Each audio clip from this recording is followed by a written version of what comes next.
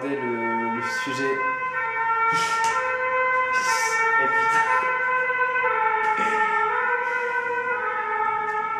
Bon.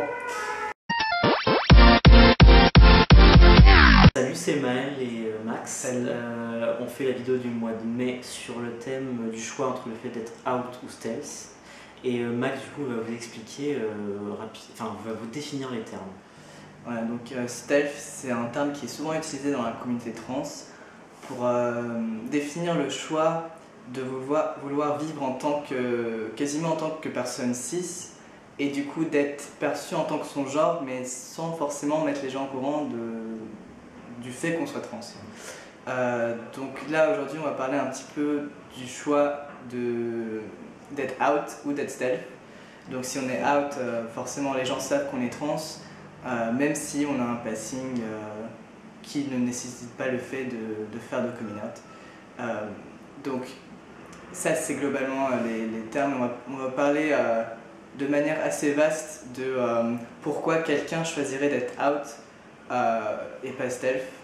On parlera aussi ensuite de comment nous on le vit en tant que FTM personnellement. Mais on ne peut pas non plus parler pour tout le monde parce qu'il y a vraiment tellement d'expériences différentes par rapport à ça. Donc je pense que Maël va vous parler un petit peu de pourquoi quelqu'un choisirait l'un ou l'autre, ou peut-être un peu les deux même. Oui, globalement en fait, pourquoi quelqu'un choisirait d'être out, déjà premièrement. Alors une personne trans pourrait choisir d'être out par rapport à la visibilité, tout simplement, s'exposer, donner de la visibilité aux trans d'un point de vue positif, parce que les trans en général sont marginalisés, mal vus. Souvent l'entourage se pose des questions, est-ce que tu vas souffrir, etc. Donc c'est vrai qu'on a envie de donner une visibilité et de montrer, bah voilà, nous on est trans et voilà comment ça se passe bien, mais aussi, bon, il peut y avoir aussi des points négatifs qu'on va développer, mais donner une visibilité. Déjà, du coup, une sorte, comment on pourrait dire, les gens dans les associations, qu'est-ce qu'ils font? En fait, c'est une sorte de militer un petit peu et de se montrer en tant que trans. On peut être out aussi si on sent que notre entourage est safe, c'est-à-dire que si notre entourage est sûr, dans un sens de la sécurité, d'être entouré de gens où on sait que parler avec eux du fait d'être trans, ça va pas poser de problème, qu'on va se sentir en sécurité, donc on va être out. Ça peut se faire naturellement ou par choix. Après, on peut être out aussi au fait de s'identifier en tant que trans. Donc ça, je le développerai personnellement par rapport à mon vécu, mais c'est vrai que certaines personnes s'identifient vraiment en tant que trans, pas seulement en tant qu'homme ou femme, en tant que transbinaire, mais vraiment s'identifient, ou non-binaire, mais s'identifient vraiment en tant que trans, ça fait partie de l'identité. Donc va être out en tant que, certes moi Maël, mais Maël, un garçon trans. Après, ça peut être, si on est en milieu LGBT et qu'on milite, c'est vrai que si par exemple on est visible dans des associations, dans des journaux, à la radio, sur internet, c'est vrai que de toute façon on va être out parce que les gens pourront facilement tomber sur nous et on va pas vivre caché entre guillemets, pas forcément caché, mais les gens vont le savoir rapidement parce que en fait on se montre. Donc ouais, dans un certain milieu, les gens, même si c'est pas forcément comme dit sur des plateformes telles que YouTube ou la télé, les journaux, si c'est rien que dans un bar LGBT ou dans une association, les gens vont nous connaître. Donc on sera déjà un peu out pour un certain public. Donc ça c'est pour les personnes qui font globalement le choix d'être out. Donc si tu veux parler, toi, contrairement. Oui, donc contrairement à être out, il y a le fait d'être stealth. Alors pourquoi est-ce qu'on choisirait d'être stealth? Je pense que souvent ça dépend aussi de notre entourage. Donc comme disait Maël, on peut être souvent out parce que notre entourage est safe et tout se passe bien, les gens sont ouverts d'esprit, connaissent un petit peu les questions trans. Mais si on est dans un entourage qu'on ne connaît pas forcément et qu'on a découvert après avoir transitionné, on peut se retrouver dans un espace qui n'est pas safe ou alors on n'est pas sûr. Donc on peut avoir cette peur de se hâter, par exemple dans un milieu de travail ou dans des écoles. Je pense que les gens choisissent souvent d'être stealth pour leur sécurité personnellement. On peut aussi avoir peur par rapport à des amis plus proches, enfin, des gens qu'on connaît, qu'on voit tous les jours, mais on peut avoir cette peur que leur vision change, que s'ils ne sont pas forcément déconstruits par rapport au sujet trans, ils peuvent penser, enfin ils peuvent commencer à nous mégenrer alors qu'on a un passing. Oui, au début ils ne savaient pas, mais d'un coup, dès le moment où ils savent, ils changent. Ouais, ou alors ils posent des questions. Voilà, enfin, des questions un petit peu gênantes comme le mois dernier, notre thème. Voilà. Donc pour éviter tous ces soucis-là, souvent les gens peuvent choisir d'être stealth. Ou alors tout simplement parce que ils ont envie de passer à autre chose, ils n'ont plus envie de penser à leur transidentité. Souvent on a juste envie de vivre en tant que qui nous sommes. Si on ne se définit pas personnellement en tant que personne trans, et il y a des personnes qui s'identifient en tant que personne binaire, homme-femme, parce que après on y reviendra peut-être un petit peu plus par rapport à la non-binarité, mais comme la non-binarité n'est pas reconnue dans la société, c'est un petit peu plus compliqué de vivre en tant que stealth et d'avoir un passing en tant que personne non-binaire. Mais globalement, je pense qu'on a abordé les points principaux de pourquoi quelqu'un choisirait d'être out ou non.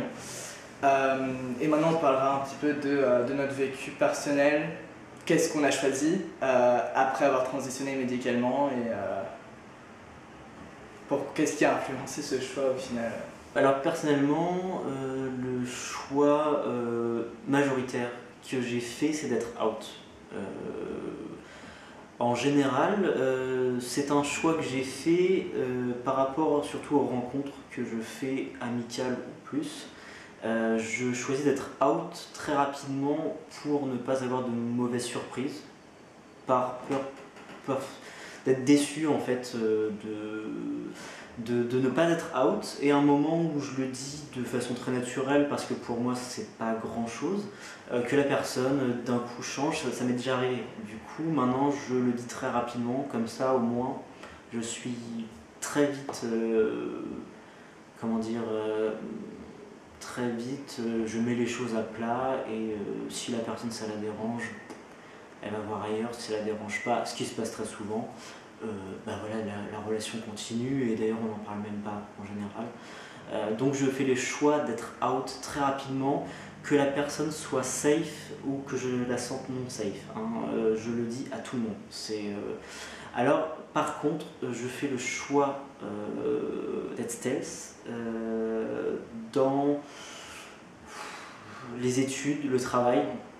Je suis obligé de le dire évidemment à mes supérieurs dans le monde du travail, ou alors aux professeurs, etc. dans le monde des études. Par contre, en termes d'élèves et de collègues, si c'est des personnes que je ne vais pas voir en dehors, je ne le dis pas simplement parce que ça ne me vient même pas à l'esprit. Je ne vois pas du tout l'intérêt d'en parler. C'est vraiment un truc, je parle avec ces gens-là au travail, rapidement, par courtoisie, avec des élèves que j'ai eu dans ma classe, mais j'ai pas forcément envie de le dire. Par contre, si ce sont des personnes avec qui je m'entends plus ou moins bien, des potes, des amis, des gens que je vais voir en dehors des cours ou en dehors du travail, je vais sentir. Par contre, je vais avoir le besoin de leur dire, parce que en fait, le fait d'être trans, personnellement, ça fait partie de mon identité. J'ai le souhait d'en parler parce que certains trans se sentent au fond cis, donc ils se sentent cisgenres, et donc ils ont le besoin de le cacher parce qu'ils n'ont pas envie que les gens le sachent, qui pour eux ils sont vraiment, prenons l'exemple de quelqu'un de FTM, ça va être quelqu'un qui va se sentir cis homme, il voudra être perçu comme ça. Moi pas du tout, j'ai ce besoin d'être perçu en tant que FTM, en tant qu'homme trans en fait, même pas FTM, ce qui me définit ce qui me définirait le mieux, ça serait homme trans. Et donc du coup je fais le choix d'être out parce que je suis plus à l'aise en fait. Je suis plus à l'aise. C'est vrai que je serais mal à l'aise, j'aurais l'impression de mentir un peu si je devais me faire passer pour cis. Il y en a certains qui le font très bien, moi j'en suis incapable, je pourrais pas. Personnellement j'ai fait le choix d'être out majoritairement et dans certains cas assez rares, bien définis, je suis stealth, tout simplement. Donc ton identité de genre, tu la définis plutôt comme homme trans? C'est ça, comme homme trans ou alors comme trans, parce que comme j'ai pu le dire dans d'autres vidéos sur la chaîne, en fait je suis non binaire dans le sens que la binarité homme-femme, bien souvent je ne me reconnais pas dedans et quand il faut, ça ne me dérange pas de faire un choix. Du coup c'est vrai que dans la vie de tous les jours, s'il faut que je fasse un choix pour pas être ennuyé, je vais très rapidement me diriger vers le genre masculin binaire, ça me va très bien. Par contre, au fond de moi, en termes de sentiments, c'est vrai que c'est plutôt faire quelque chose entre les deux, un peu de neutre, complètement neutre. Donc je vais être binaire masculin, mais avec une fluidité vers le neutre. Mais je vais pas en faire des caisses en me le gravant sur le front. Mais si j'en parle, je vais le revendiquer sans problème et dire oui, non mais moi je suis un peu entre les deux, complètement entre les deux. Mais si je dois être genré, je demande aux gens qu'ils me genrent monsieur, jeune homme, voilà, au masculin avec un prénom, voilà, quand on parle avec des terminaisons en français du coup au masculin. De mon côté, c'est un petit peu comme toi. En général, mes amis les plus proches le savent. Après, dans mes études, cette année, j'ai décidé d'être stealth parce que j'avais jamais eu cette expérience dans mon passé. J'avais toujours vécu en tant que mec trans. Dès que j'avais fait mon coming out, tout le monde dans mon entourage était au courant, enfin tous les gens à qui je parlais en général. Donc là, cette année, j'avais décidé de vivre stealth juste pour l'expérience et voir comment ça se passait. Parce que aussi je me définissais pas en tant que mec trans, mais en tant comme tout simplement. C'était mon identité et le fait d'être trans ne définissait pas du tout comment je m'identifiais. Mais après avoir eu cette expérience en tant comme cis quasiment, en ayant vécu avec des gens qui me percevaient en tant que cis, je me dis que le fait d'être trans, c'est vraiment quelque chose qui a vraiment influencé ma vie. Donc c'est quelque chose qui est assez important dans mon identité. Personnellement, contrairement à Maël, je me définis pas en tant qu'homme trans ou personne trans, mais plutôt en tant qu'homme avec une expérience trans, parce que ça fait pas vraiment partie de mon identité, parce que je m'identifie pas vraiment avec le fait d'être trans, mais l'expérience a vraiment influencé ma vie d'une manière positive. Et je pense que c'est quand même important de le reconnaître. Donc, à la limite, je préfère être out parce que c'est quand même quelque chose qui influence un peu qui je suis aujourd'hui.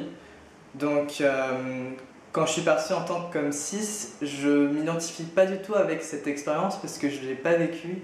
Après, je le dis pas à tout le monde. En fait, j'oublie le fait que je sois trans parce que j'y pense plus maintenant que depuis que je me suis épanoui dans mon corps et que j'ai plus besoin de penser à ça, j'ai plus besoin de chercher à commencer les hormones ou à me faire opérer parce que je considère qu'en soi, ma transition est finie entre guillemets, même si c'est une continuation pour moi. Donc, c'est vraiment pas un sujet auquel je pense aujourd'hui, mais c'est quand même quelque chose d'important dans ma vie. Oui, parce que Donc voilà, c'est... on fait partie des trans qui ont terminé leur transition. Ouais, c'est ça. D'un certain point de vue, parce que nous, on peut se permettre de vivre caché naturellement, en fait. Ouais. Les personnes qui ont un mauvais passing ou qui ne sont pas encore sous-T ou etc., qui ont pas fait d'opération, eux, ils ont une sorte d'obligation d'outing bien souvent, alors que nous, on peut se permettre ou pas d'être out. Et en fait, c'est un choix. Nous, on fait le choix ou pas. Ouais. On fait partie de ces trans. Je sais pas pour toi, mais moi j'oublie que je suis trans, donc oui, bah, je ressens pas du tout le besoin de le dire parce que j'oublie. Et après, mais souvent j'ai une situation où on parle de ce sujet. Par exemple, les gens me demandent comment s'est passé mon coming out par rapport à mon orientation sexuelle.